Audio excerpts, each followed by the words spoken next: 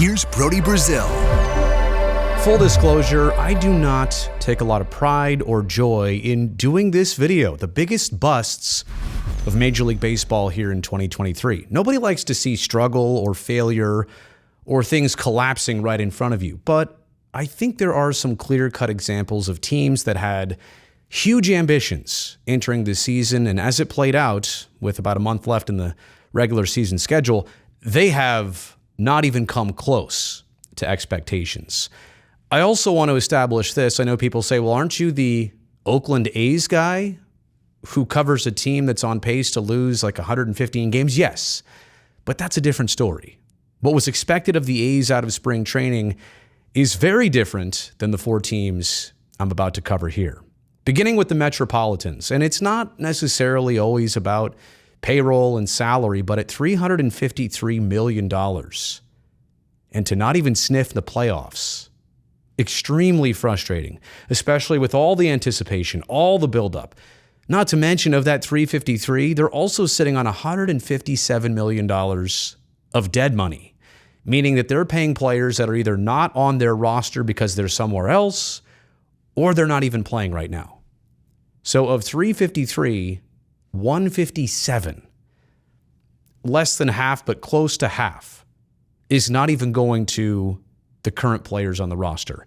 Yes, as I record this, they're last in the NL East division standings, and especially where they were last season. 101 wins. That's why they went all in this past offseason. And what did it get them here? Not what they wanted.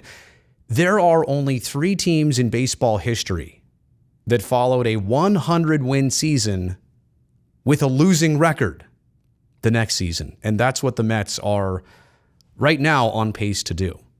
Couple injuries for them, couple freak things for them, just a couple players that didn't perform for them too. But go back to the WBC when Edwin Diaz messed up his knee in the celebration of all things, and the Mets lose their closer. I mean, it kind of was an early sign of bad luck, superstition. If you're into that stuff, you could kind of see how things would play out. This is a team that traded Verlander, Scherzer, Pham, Canha, Leone, all before the trade deadline. They basically knew it, and still, the Mets, after spending all that money, didn't get anywhere close. And what's next for them? That's kind of why they're first here. This is in no particular order, but what's on tap for the Mets? How's the pipeline? What direction are you going to go next year? What did you get back in all these trades? How far away are you from actually being back where you want to be? I got nothing against the Mets. I really, honestly, they would be a team that I would like if I was into the NL East. But to have these expectations and get this result, I think it's safe to say they are probably the biggest bust. And this is not a New York hate thing. I promise you. I'm not doing this on purpose, but over in the Bronx, their payroll at $277 million. So coming in with all the expectations, it's always a tough AL East. Tampa's always going to be in it. The Red Sox, you never know, but they'll spend what they need to spend. Toronto's always up and coming. Who knew Baltimore would be having the season they're having? Like, you knew this division was going to be tough, but you have the right horses to run the race. But when Aaron Judge banged his toe on the fence at Dodger Stadium and then missed most of June and most of July, it's a team sport. But that one player in the heart of your order dramatically changes your team's chances.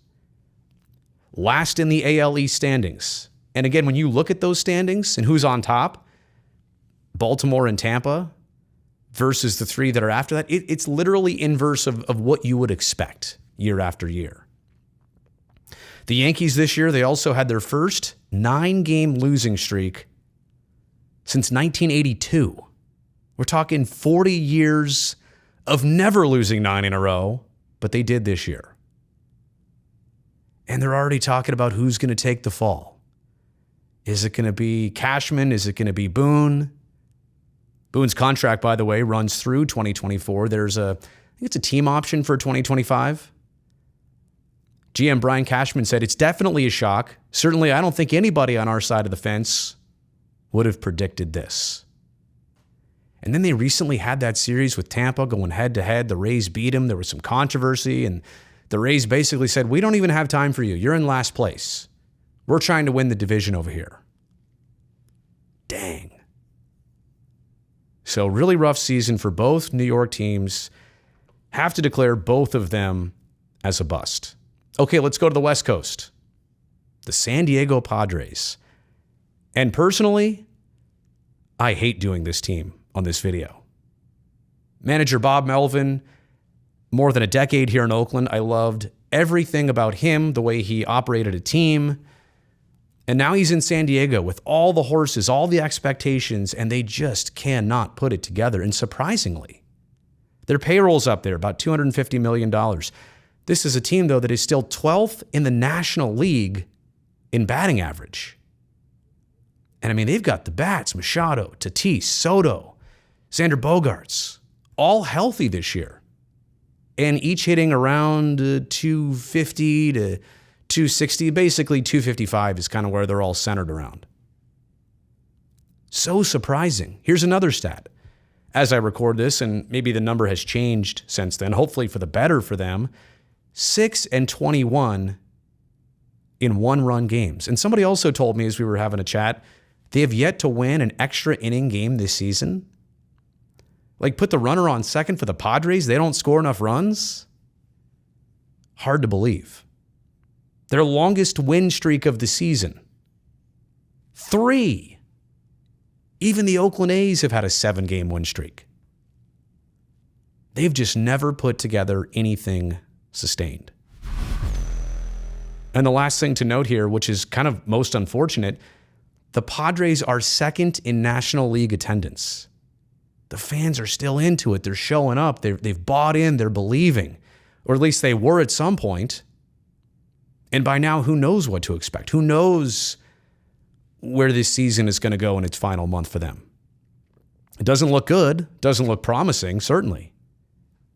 But all of this, like when you had a chance, when you had the opportunity to strike with all that momentum, and it looks like that's not going to happen. So I'm frustrated by this one for the Padres. And then there's the Halos. $212 million payroll. You got Trout with the hamate bone and Ohtani again with a UCL injury. I mean, the most frustrating baseball injuries. The hamate bone on your hand, usually from gripping the bat. He tried to come back, came back too early. Now back on the IL. Do you know Mike Trout, since the start of 2021, has only played in about 51% of all Angels games? Has missed so much time. And I'm saying this just as a baseball person. To have a team with Trout and Ohtani, and number one, you can't get them both healthy. And number two, they never actually, go to the playoffs. That's the Batman and Robin, you pick whoever's who, that you want to see in the playoffs. Even if the Angels aren't your team. If it's good for baseball, you want to see it. They asked Trout if he's thinking about considering a trade. He recently said, we're not even having that discussion. Maybe it's because he feels like he would never do it. He's on a huge, long deal. Maybe it's also because it is on the forefront of his mind, but he's just not ready. He doesn't want to be a distraction during the season. Then there's Ohtani. For the second time, it looks like he's going to need Tommy John surgery. So unfortunate. The unicorn doing both this year. Like AL MVP, in my opinion, no question about it. And now this. And then he's still playing this year. First off, let's go back. I mean, we're talking about these two individuals. How about the team? Why didn't the Angels trade him before the deadline? If he's not coming back, do they think they're going to re-sign him to a long-term deal? He only did a 1-year deal going into this season, and the Angels didn't show him anything in terms of what they can do for him. The Angels should have traded him. Then they unloaded a bunch of other players. Well, let's just talk about that now. 6 players placed on waivers at the end of last month. Giolito, Moore, Lopez, Renfroe, Grichuk, and Leon. Unbelievable.